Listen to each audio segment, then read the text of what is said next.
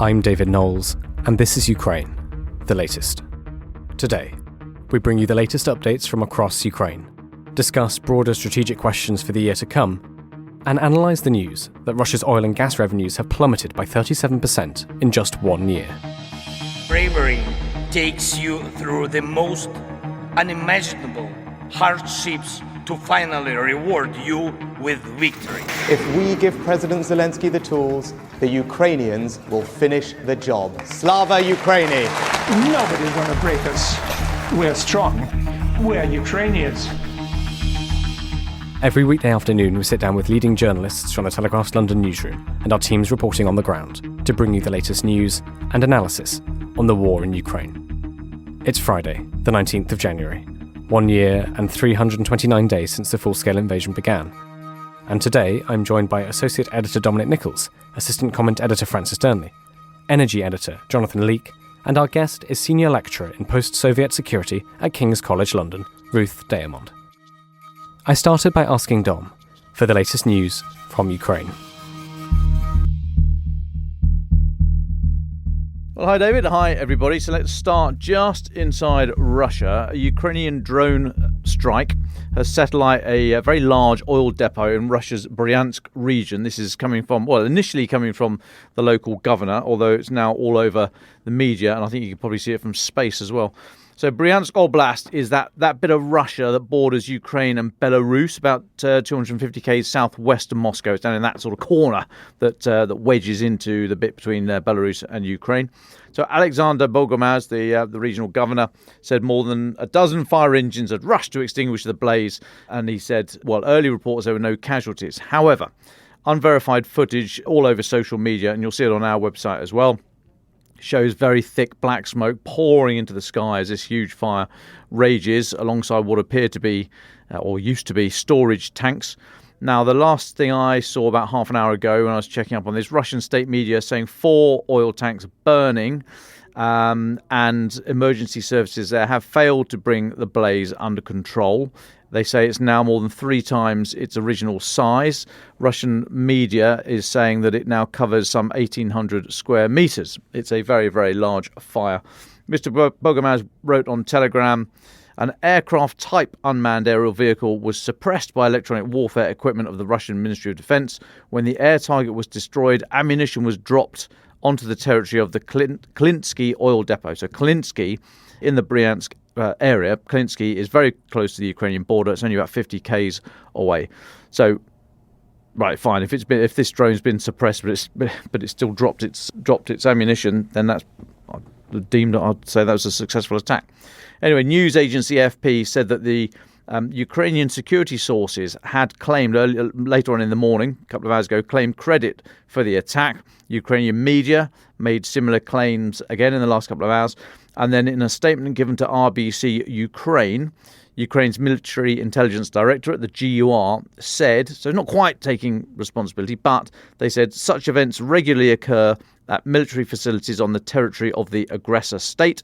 It is clear that when it comes to an oil depot that is involved in the supply of fuel and lubricants, this complicates logistics for the occupiers. This disrupts supply schedules and security schedules. Accordingly, it provides additional opportunities, spare time, and increases the room for manoeuvre for our defenders. So if the GUR are not saying they did it, they are clearly very happy with whoever did. Now, this obviously comes in the wake of that drone shot down over St. Petersburg oil terminal early Thursday morning. That one reportedly passed over Putin's country retreat in the process. He's thought to have a house to the southwest of St. Petersburg, and continues this pattern of seemingly Kyiv is going after Russia's supply chains, oil and what have you. Now, Mr. Bogomaz, who I said was the Bryansk regional governor, he said other drones had been brought down in nearby Bugarsky and Unetsky districts, and said that they hadn't caused any casualties or damage. They are all in the same area, right down in that wedge, as I said, that goes into borders Belarus and Ukraine. Next, into Ukraine, and Kyiv's grip on the Dnipro River bridgehead, the left bank, the east bank, is said to be slipping as troops are ground down by relentless Russian assaults. This is coming out of the Financial Times.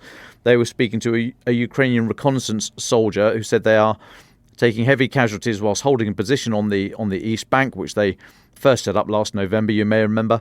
And they say Russia is reported to outnumber Ukrainian forces there 5-1. Now, that's a legitimate story. Journalists report legitimate stories. I would just echo the comments by Phillips O'Brien, the Professor of Strategic Studies at the University of St Andrews. I mentioned this a few days ago.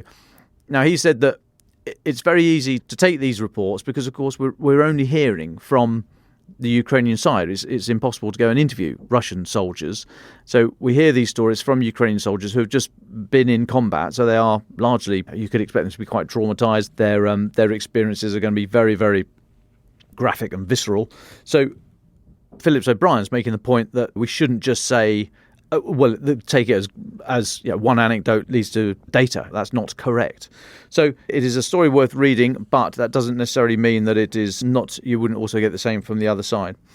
Now, Ukraine says its military has hit 6 targets in the last day using aircraft and missiles, striking, as they describe, areas of concentration of personnel, weapons and enemy control points, one of them presumably being the oil depot in Bryansk. Another is likely to be this strike in Krinky, which is on the left bank of the Dnipro River, in the area of that Ukrainian lodgement, whatever we're calling that thing down there. A Russian drone operator, apparently known as Moses, who was said to have claimed the lives of hundreds of Ukrainian troops, was killed in a strike. This footage suggests that this person was themselves killed by a first-person view drone, an FPV drone that flew into the building where he apparently was hiding out. Pro-Russian military bloggers uploaded drone footage of that explosion. I will also say, however, Radio Free Europe is saying that Russian troops are generally advancing across the front line in small gains, concentrating their attacks on the Luhansk region. They are citing, so this is Radio Free Europe, citing a report from Ukraine's general staff, adding that, or what they think Russian commanders are intent on capturing Sinkovka. That's about 75 k's east-southeast of Kharkiv. They are said to be storming the village without regard for losses. So there are incremental gains, nothing operational, so as in big moving parts. It's very, very tactical and a few hundred meters, if that, at a time.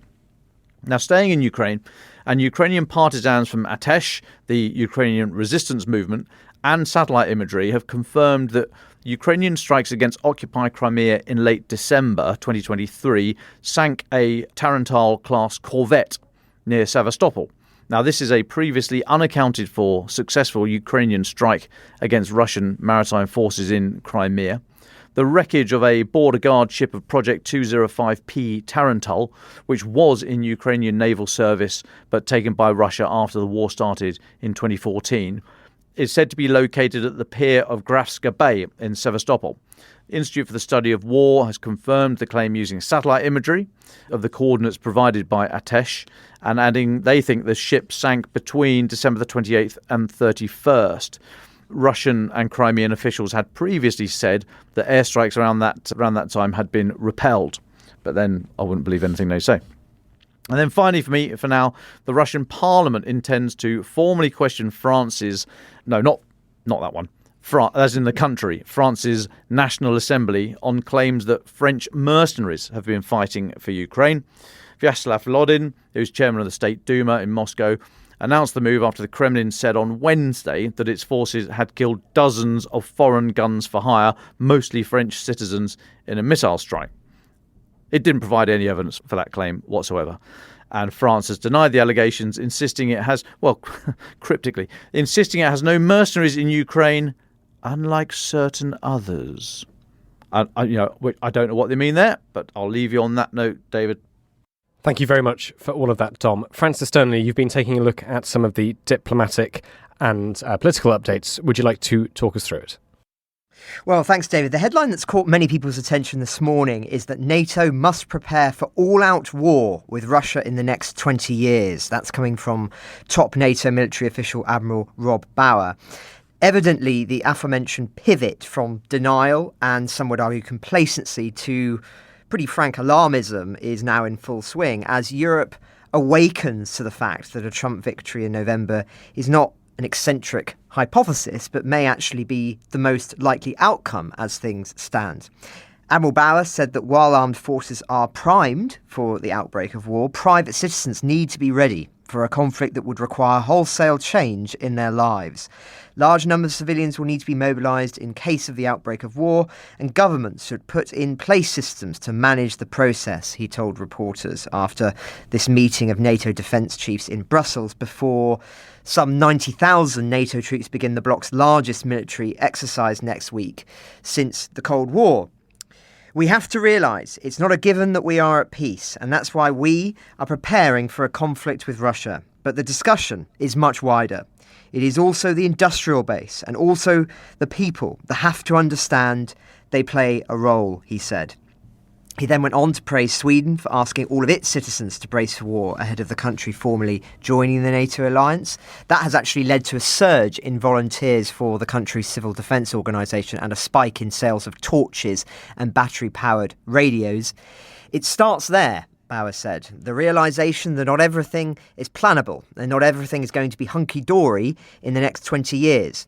We need to be readier across the whole spectrum. You have to have a system in place to find more people if it comes to war, whether it does or not.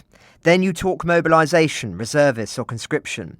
You need to be able to fall back on an industrial base that is able to produce weapons and ammunition fast enough to be able to continue a conflict if you are in it.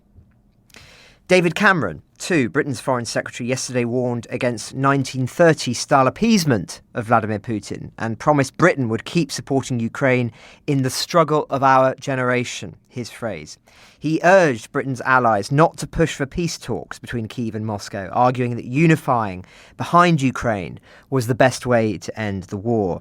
He was speaking at the World Economic Forum in Davos, and he compared the calls for negotiations to the appeasement of Hitler by Prime Minister Neville Chamberlain in the lead up to the Second World War. To quote him, if foreign ministers keep saying, yes, we will support Ukraine, but yes, we must also start a peace process, they neither get a strong Ukraine nor a peace process. This is like being a foreign minister or prime minister in the 1930s and fighting that aggression. And what we know from that is, if you appease aggression, you get more of it. He then nodded as the Polish foreign minister stood up and said, there is never a shortage of pocket Chamberlains willing to sacrifice other people's land or freedom for their own peace of mind. We shouldn't do it. Now, it's very easy to evoke Chamberlain's name, but I do think it's important to remember that Chamberlain was no fool. He knew that Britain was not prepared for war in the 1930s, and whilst hopeful that Hitler might be able to be stopped, was buying Europe valuable time to arm, valuable time that Hitler himself then blamed for being the reason why he lost the war, as he believed that he would have invaded the Soviet Union earlier and therefore seized Moscow before winter. He specifically blamed Chamberlain for that. So when Chamberlain is evoked, it's important to remember that there is more to the man than the myth, but nevertheless he is still a symbol of, one would argue, an ideology, perhaps, and in that sense, of course, it still has value, but just a bit of a historical correction there, I think, is necessary. Now, whilst it's welcome, in my view, to see Europe waking up to the importance of mobilisation for deterrence, I do also think that it has an unfortunate counter effect, which could have implications for the war in Ukraine and beyond. Namely, that when one hears senior figures say NATO could be at war with Russia in X number of years, it actually makes it sound as if a war, if it began, would be a serious battle where Russia could feasibly hold its own. I think that notion should at least be questioned, even with its extensive mobilisation. Imagine for a moment what a conventional war between NATO, even just a European NATO, and Russia would look like. Russia has barely been able to hold its own against one army, let alone dozens. It would simply be an idiotic war for them to even contemplate, not just because of the weaponry, but because Russia would also be outmatched in the logistical war. A war, by the way, which had also lost in World War II and was only able to win on the Eastern Front due to the Lend-Lease Act from America, Britain and others, which kept it in the fight by donating countless tons of weapons, trucks and ammunition. My slight fear, then, is that this kind of rhetoric, whilst helpful in some ways, is unhelpful in others, as it makes the Russian bear a terrifying threat when really we should think back to those early weeks of the war in Ukraine when its operational ability was utterly exposed. Russia is less of a bear than a cub with ideas above its station, I would argue. But I digress. Staying with NATO, just a quick update on Sweden's secession, which has still not yet been formalised, but we learned this week that it is on the Turkish Parliament's post-New Year agenda, albeit as the very last item. Listeners will recall that Sweden applied for membership in NATO in parallel with Finland in May 2022. On July 5th of the same year, Sweden and Finland were formally given the status of prospective members. For Finland, that process ended in April last year when membership became completely clear after Hungary and Turkey became the last NATO countries to ratify the country's application. Then on October 23rd, the Turkish presidential office announced that Erdogan had signed and forwarded Sweden's NATO application to the parliament. And on November 16th, the issue was raised in the Parliament's Foreign Affairs Committee, but the vote was postponed. Then, on December 26th, the Foreign Affairs Committee approved Sweden's application and forwarded the matter to the Parliament's main chamber. But we still don't know exactly when it's going to all be finalised. One wonders whether its appearance as the very final item on the agenda is deliberate. But nonetheless, there has been great progress. Progress too on Ukraine's Black Sea grain corridor, with, we learned this week, the rate of export of agricultural products in the Black Sea almost returning to pre-war levels, with the cost of cargo insurance decreasing significantly. This is all coming from the president of the Ukrainian Agrarian Confederation, who said capacity has almost been restored. Although the Nikolaev and Kherson terminals are not working now, their restoration is still ahead.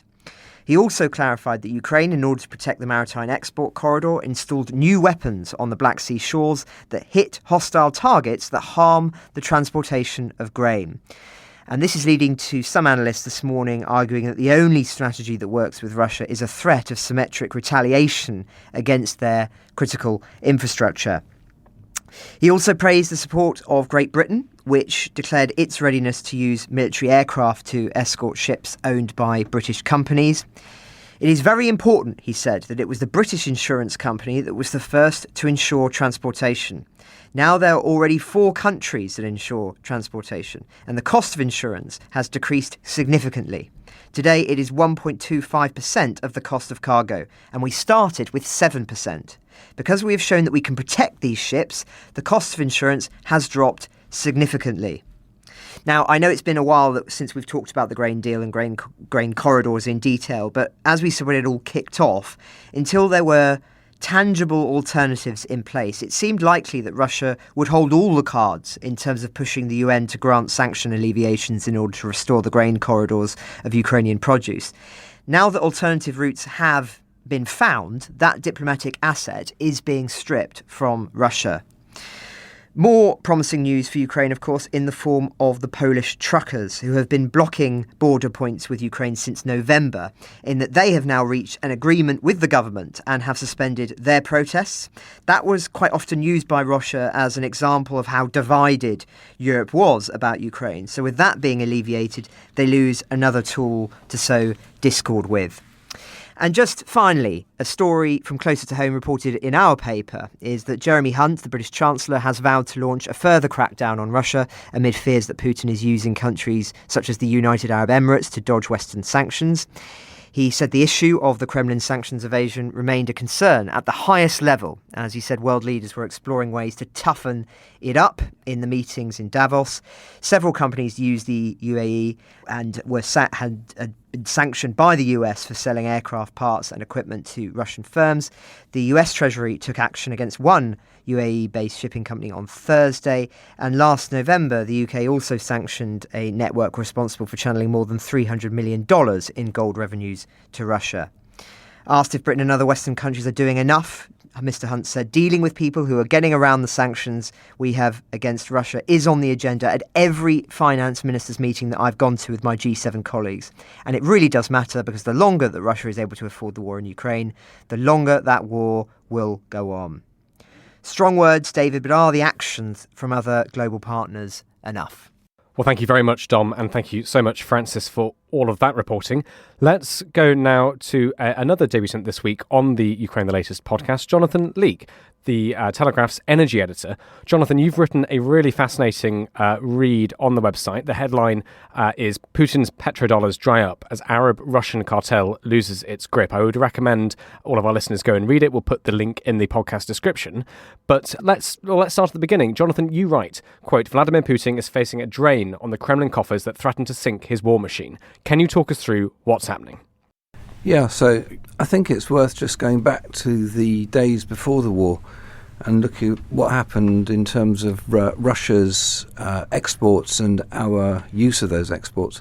Prior to the conflict, the UK was getting something like 25% of its diesel fuel from Russia, and a bit more that was coming from Russia via refineries in Sweden. And we were also getting, just by the way, something like 4% of our gas in the form of LNG as shipments, but possibly up to another 5 or 10% in the form of piped gas that was coming in through Europe and getting mixed in the European hubs. So the UK was quite reliant on Russia as a source of imports. And the same applied to an even greater extent in terms of gas, especially to much of Europe. And with the Ukraine, and just by the way, there are something like 4 or 5 pipelines from Russia running into Europe, carrying gas, some of which go through Ukraine. So the linkages were huge. There's also linkages with Germany and so on. And when the conflict started, all that got cut off, leaving Russia with a big problem. The big problem was, first of all, it had nowhere to send its oil and gas, or at least none of its normal export sources. And secondly, that it wasn't getting the money that it had been getting from Europe, which was huge. The Russian federal budget is something like 45% reliant on revenues from oil and gas. So given they also had the expense of a war, that was a big problem for them. So what's happened since then is that the Russian oil and gas has been diverted, and I'll deal with oil here. So oil is no longer being purchased by much of Europe directly. So the new customers are emerging as China and India. And China and India have loved this because essentially they can buy oil that normally retails at, say, $75, $80 a barrel for maybe $35 discount. So $50, $55 sort of price. So the imports from Russia to India have absolutely surged, and so have those to China. Now, I think most of the imports to China get used by China, but in India there's a lot of refineries which specialise in exports. And those exports, essentially the refineries in India have been taking oil from Russia at maybe $50 a barrel, selling it to and refining it, selling it to customers in India, but also to customers outside of India, which includes Europe. Now, talking to traders, it's very difficult to get hard and fast figures from the UK government, as you can imagine.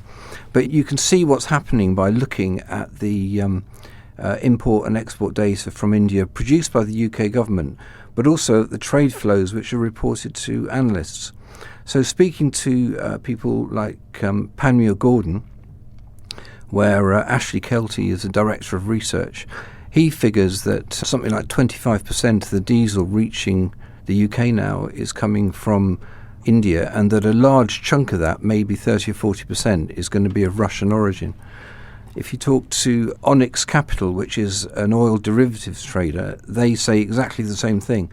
And they've been tracing these flows from India through to the UK, which would normally come, of course, by the Suez Canal, but are now diversing around Africa. Just to give you some figures, so India has been exporting 248,000 barrels per day of diesel to Europe through December, which is an increase from 175,000 in December of the previous year. And then you can look at the imports to India. So India imported something like 69 million metric tons of Russian oil, which is about 1.85 million barrels a day, between January and September of last year. And that's also a big increase on previous years. So what a picture that builds up through all this data and through the analysts who are tracking the flows of oil is that Russian oil is still coming into the UK. It could be a very significant proportion of the diesel we consume, and that a very large proportion of that is going to be of Russian origin, and hence, even though we don't want to, it'll be supporting the Russian economy and the Russian war effort.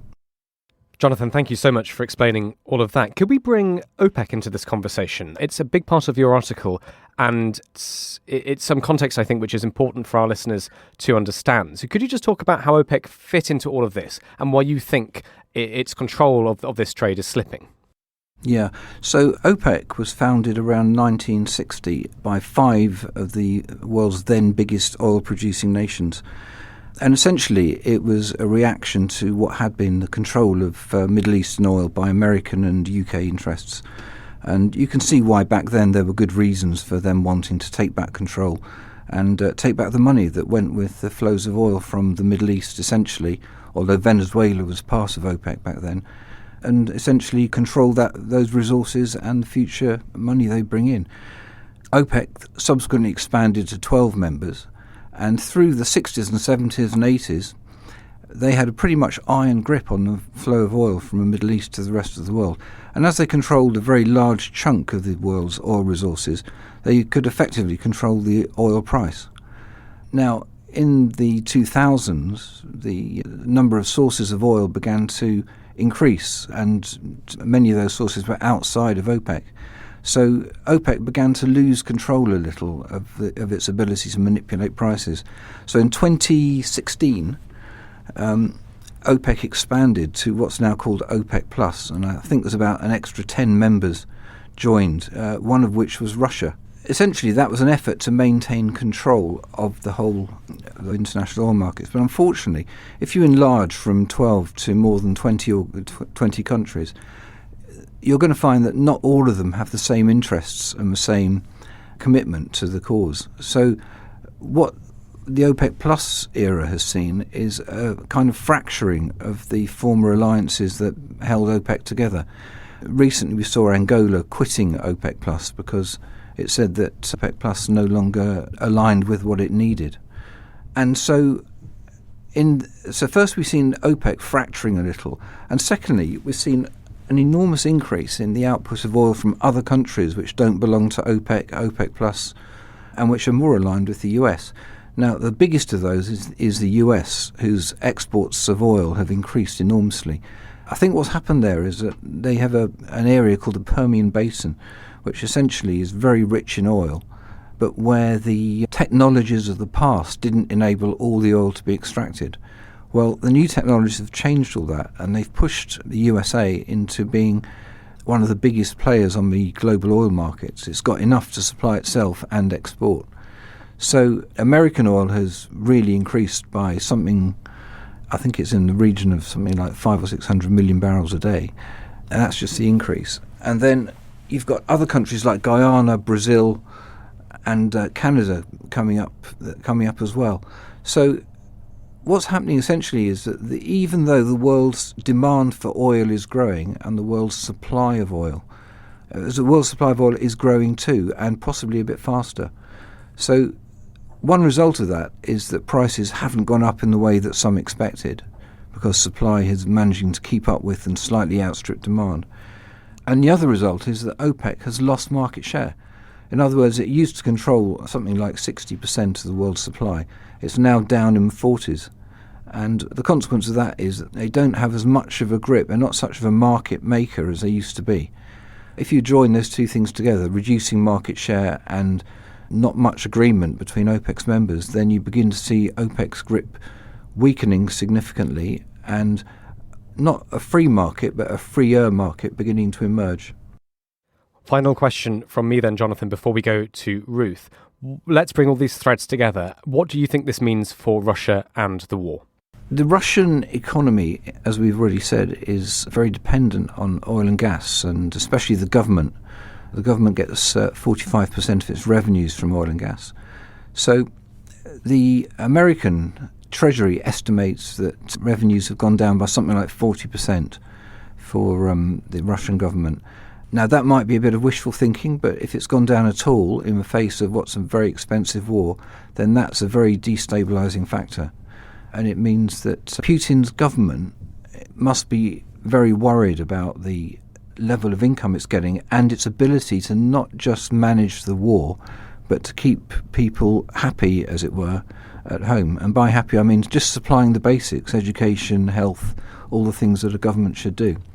And at some point, that stress could lead to a number of things. Potentially, it could lead to unrest. It could also lead to inflation. There's all kinds of risks ahead for Putin on that one.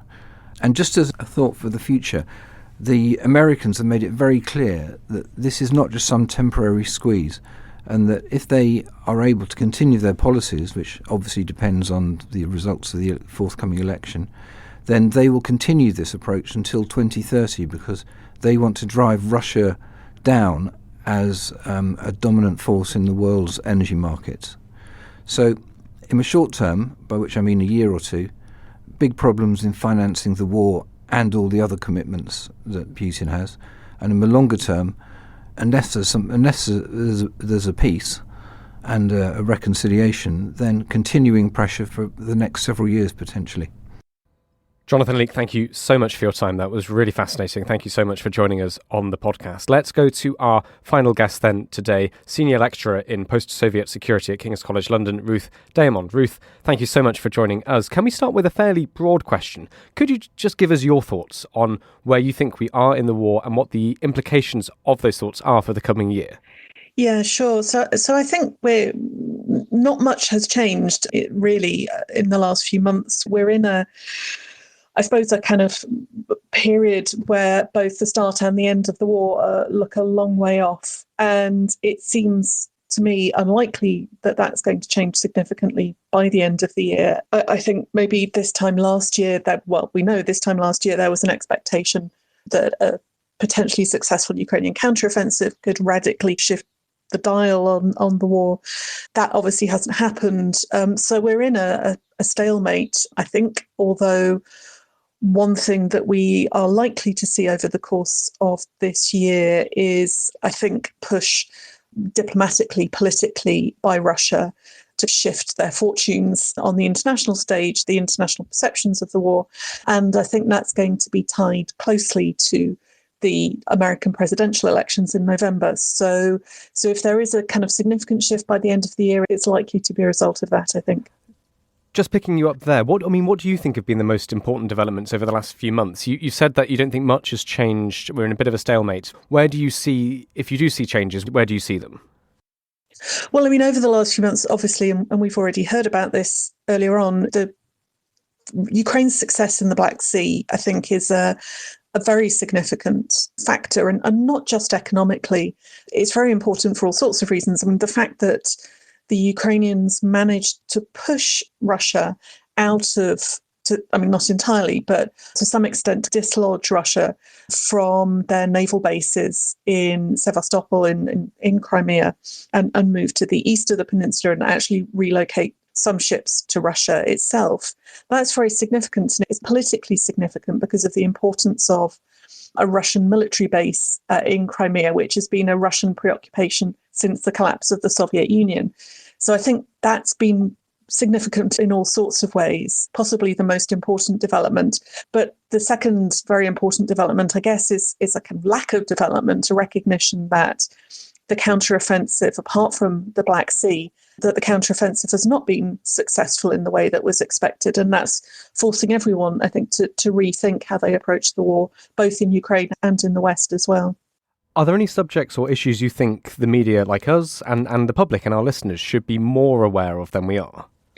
Yeah, quite a few, inevitably. I think one thing that a lot of these things are covered, but probably should be focused on more because they are all extremely significant. One, I think, is sanctions evasion. There needs to be a wider recognition of the ways that sanctions are not working. For example, the fact that states in Central Asia, such as Kyrgyzstan, Kazakhstan, have, since the start of the war, seen enormous increases in exports to Russia, as well as very significant increases in imports from countries like China, but also Western countries. Clearly, there is large-scale sanctions evasion going on, and this is allowing Russia to sustain its position in the war. And that's something that I think needs to be thought about more and talked about more. The others, are broader brush issues. One, I think, an issue that needs to be better understood by everyone in the West, in the UK and elsewhere, is that the way that we see the conflict in Britain and in lots of the rest of the West is not the way that states and populations elsewhere necessarily see the conflict. So although there isn't huge support for Russia, and indeed I think there's a lot of unease about Russia's kind of imperialist adventurism in some countries, there's also a much greater willingness to see this as a kind of fault on both sides situation, and a much greater tolerance for Russia's activities. And of course, that has lots of consequences for the war. But I think the other two really important things that need to be talked about much more than they are firstly that this is a long war. It was always going to be a long war. And I think people need to have a much greater recognition of that fact. As soon as the Russian attempt to completely take Ukraine and decapitate the Kyiv government in 3 days or however long they thought it was going to take, as soon as that failed, as it was always going to do, I think it became clear that we were in for a very long war. And I don't think Western populations are used to fighting or supporting the fighting of long, complex wars in Europe anymore. So that's something we all need to readjust to. And then the very important thing I think that needs to get talked about a lot more than it is that there really is no prospect for a lasting peace agreement in Ukraine at the moment or in the foreseeable future, because it's not in the interests of either of the two parties for there to be one. Indeed, the Russian government has clearly, I think, an interest, as some of my colleagues have talked about elsewhere, an interest in having some kind of negotiation that would allow a freezing of the conflict, but only because that would then allow them to reinforce their position in the territories that they occupy, to regroup, to rearm, to do something about the problems in their economy, with a view to starting up again later on. The Russian government has always been extremely fond of frozen conflicts in what it thinks of as its near abroad. It's been one of the major coercive strategies in relation to these countries since the collapse of the Soviet Union. And any peace agreement would really, I think, lead to simply to that situation again.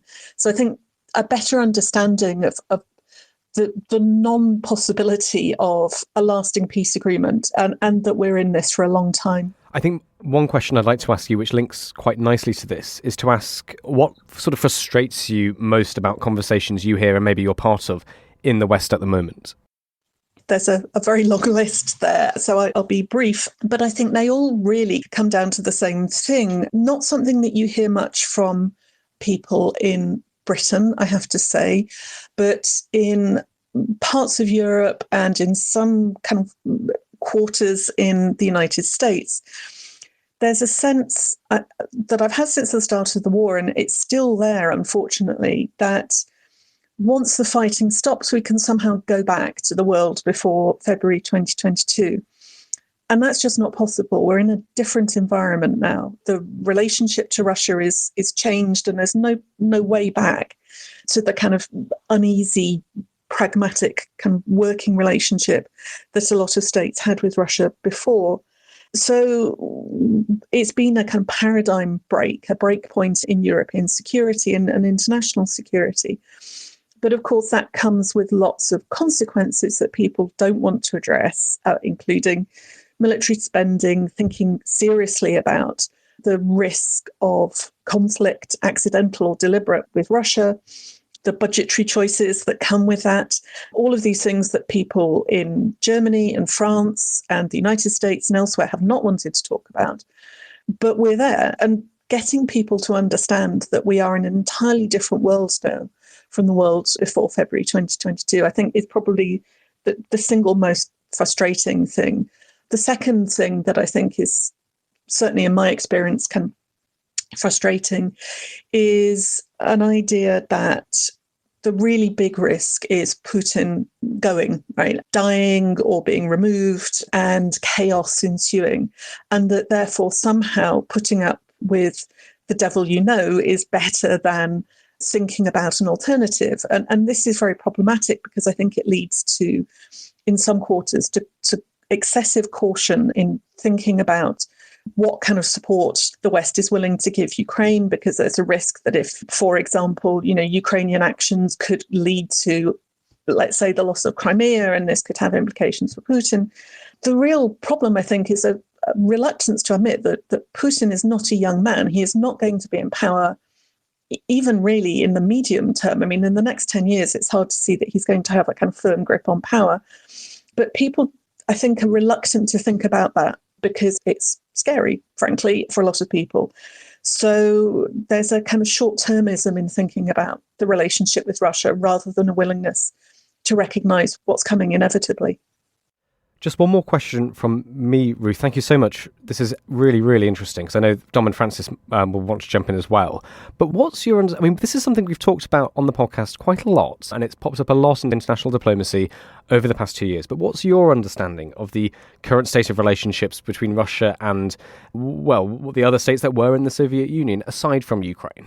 So it's a mixed picture, but it's mostly very bad news for Russia. So to kind of step back a bit, step out very briefly, one of the reasons for Russia launching this war in the first place was to do with Russian kind of great powerness, a sense that Russia as a great power, and the Russian government thinks of Russia as a great power, and this being absolutely fundamental to Russian national identity.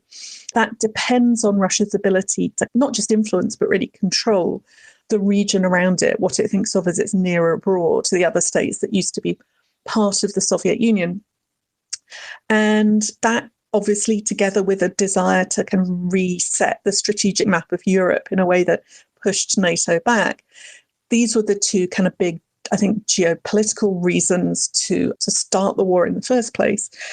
But actually, the war has had, in both cases, the opposite effect to the one that was intended. Obviously, the idea that NATO was going to be made smaller and weaker has not happened. On the contrary, NATO has become, I think, more cohesive and certainly larger. And in the space of the former Soviet Union, you've actually seen a very noticeable weakening of Russian influence almost everywhere, in Central Asia, in the South Caucasus, in states, or even in Moldova, which was much more vulnerable to Russian influence and coercion, I think, before the start of the war, and now is on the path towards EU membership, something that would have been totally unimaginable, really, a few years ago. But there are two countries where Russian influence has maintained itself or deepened. The first is Belarus, which for a long time now has been one of Russia's closest allies in the region of the former Soviet Union, particularly since 2020, when mass protests almost toppled the president, Lukashenko. He's now totally dependent on Putin for his own political and possibly personal survival. And so unsurprisingly, the war has tied Belarus in even closer to Russia. The other state, more surprisingly perhaps, is Georgia in the South Caucasus, very strategically important state for Russia because of its position south of Russia, north of Iran, and between the Black and Caspian Seas. And there actually you have seen the government kind of accommodating itself to Russia a bit more, distancing itself more perhaps from the West, which is not something that the population seems to support. And so there's a potential that could change in the future, in the near future, perhaps. Really, it is Georgia and Belarus are the two states where Russia has either maintained its influence or extended it. The rest of the space, it's lost ground, and that's deeply problematic for Putin. Ruth, hi, it's Dom here. Thanks so much for coming on today. It's absolutely fascinating stuff. I've got a couple of questions, if I may. You talked about us now existing in an entirely different world to that before the start of this full-scale invasion. Do you think the UN, as it currently is structured and operates, is fit for purpose in the new world that we are in? Is it even aware, do you think, that the world has changed? Is it time for new structures of that kind of, well, not world government, of course, but should the UN continue to exist as it is, do you think, in this new world? It's a very difficult question because the United Nations has been having this conversation, or people have been having this conversation about the UN for a very long time. This debate came up at the end of the Cold War and in the 1990s and again in the noughties, it's a problem. In the same way that it said that democracy is the worst idea except for all the alternatives. The United Nations is very problematic in many ways, but it's hard to think how it can be reformed, because certainly reforming the UN Security Council would require the consent of the permanent members of the UN Security Council. And, for example, Russia is never going to consent to stop being a permanent member of the UN Security Council. So you either reform it or you scrap it. I don't think there's an appetite for scrapping it. It's not clear what other kind of diplomatic forum could reasonably replace it. So it is very problematic, but I don't see an alternative, frankly. Yes, a debate that will rumble, but no, thank you for that. And just a final one for me, the sort of totemic issue of escalation, which we've seen all through the last 2 years, that we weren't going to supply tanks, then we weren't going to supply long-range artillery, then we weren't going to supply ATACMS, and now it's still lingering around this issue with Taurus, the German cruise missile, that deemed too escalatory, too provocative to Russia.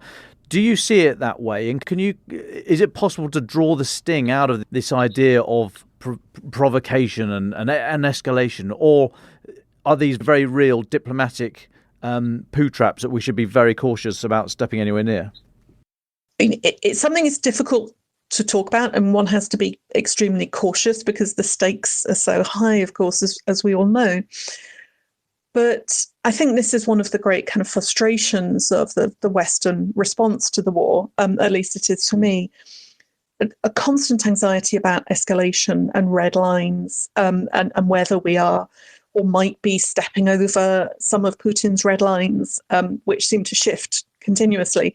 I think to me at least, it's undeniable that the West has been much too cautious on weapons supply to Ukraine, on the willingness to allow Ukraine, in effect, to give Ukraine the weapons to attack Crimea, to attack Russian military targets inside Russia itself that are being used to target civilians in Ukraine.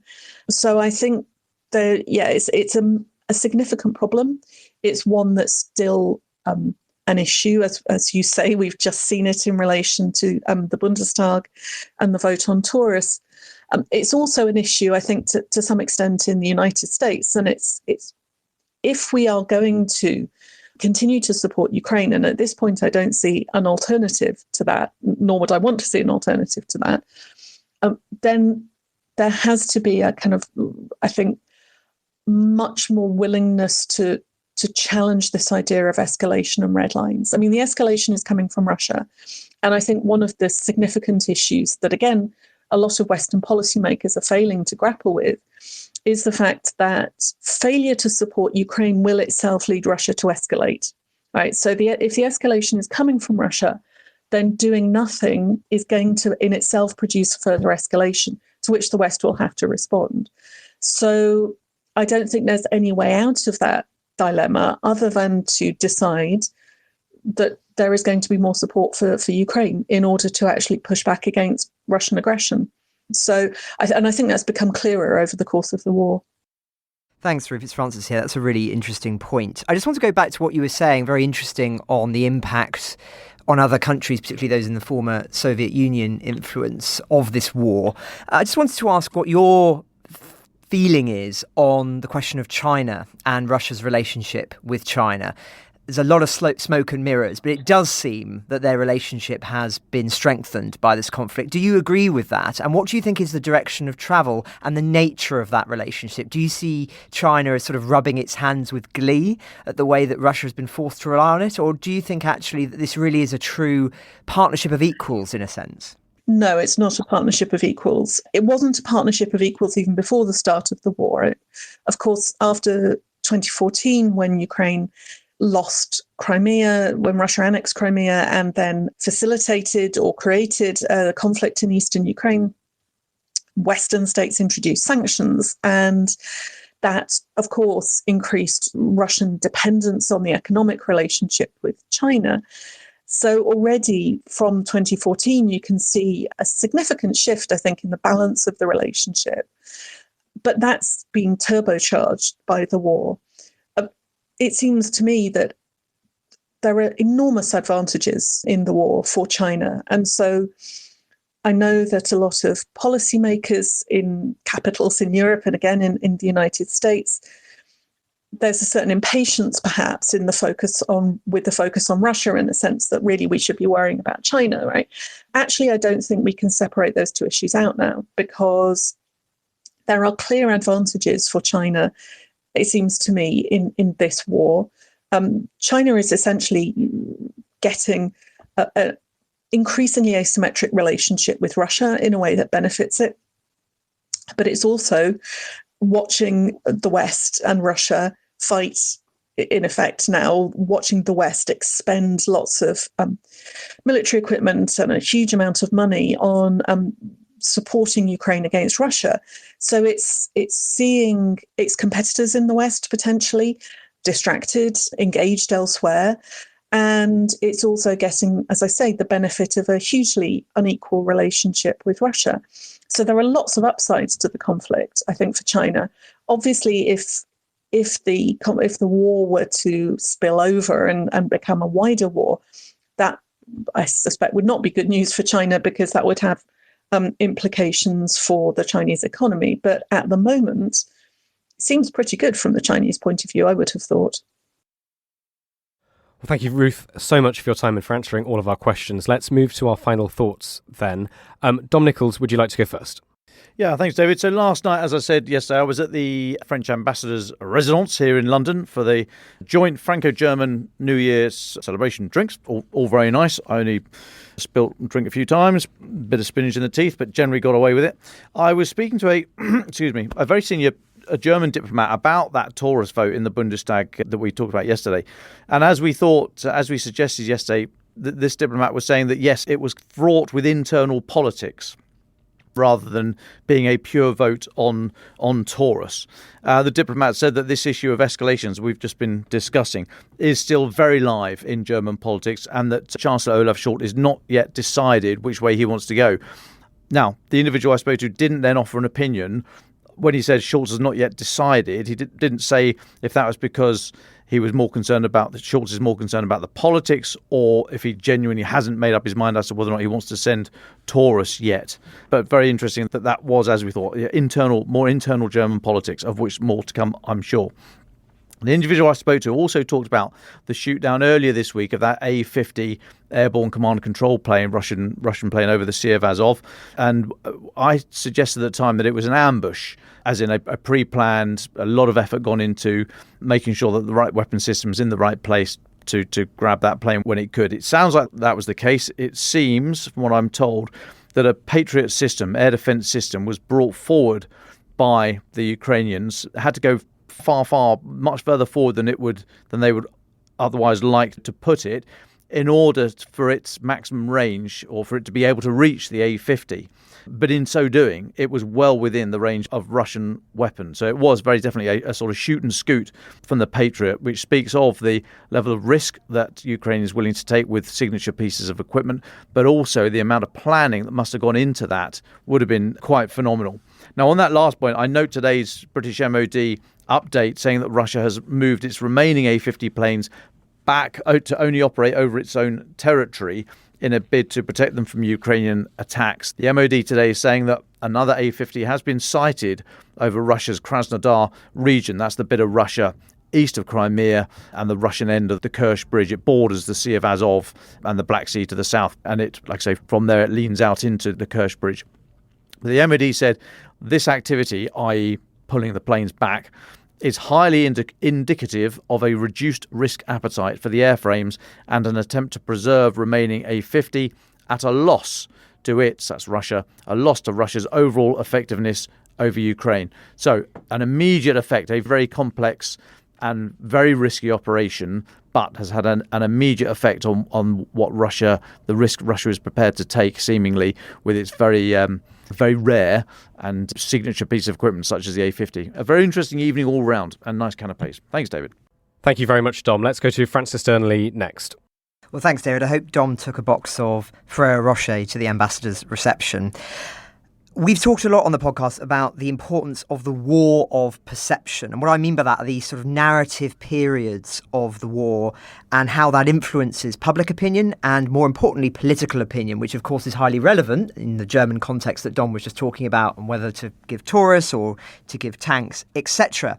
And I just wanted to flag for listeners an interesting piece by Neil Hauer in War on the Rocks, and it's called Ukraine's War of Narratives. And for one thing, it serves as quite a neat summary of the different phases of the war, to which he numbers there have been 7 so far. So to read just a few of them, he says the first major narrative cycle preceded the war itself. In the run-up to the invasion, Russian forces were widely expected to crush Ukraine's conventional troops.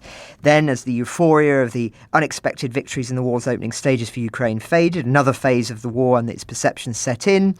Then there was that drastic one of the surprise offensive in September 2022. Analysts began to talk about the war being over by Christmas. Others talked about Ukrainian forces reaching the Crimea Peninsula within a few months. This again didn't last. Ukraine began to fall short of supplies, with ammunition in particular running down. Then there were hopes of a Ukrainian winter offensive to seize the key Donbass junction town of Crimea. That didn't materialise. There were concerns about that. Then, of course, we had the siege of Bakhmut and all the narratives within that, as the city was swinging one way and the other. Then, of course, the slow but steady advance through the city and its full capture in May last year renewed a certain atmosphere of pessimism. But then, of course, that uptick in optimism prior to the counter-offensive, with Kyiv officials saying they expected to liberate Crimea within 5 to 7 months if things went well.